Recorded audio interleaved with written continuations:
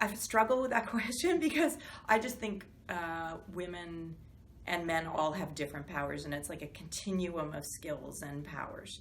So we all fall in different places on that.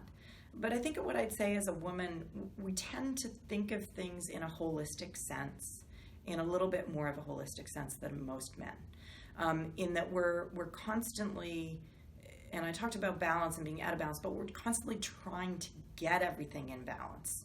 Relationships, facts, we think about them in a synergistic way where they're not disconnected, they're very connected.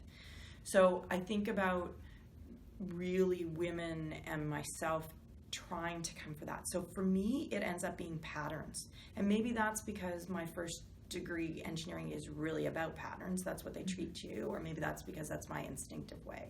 So my superpowers are really summoning memory of patterns and understanding and having a sense that even when the facts are slightly different, the pattern's the same and we're trying to end up in a different place. So, what are all the options? How do we balance all those? How many, I always think you need more than 3 options in a business in order to think you've fully thought through a problem.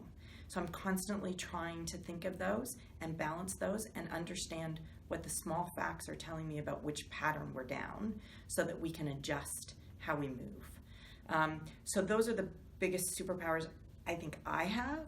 And I think women naturally, instinctively do that, whether it's from an emotional, humanistic perspective or whether it's from a skill and a fact perspective or a real technical perspective.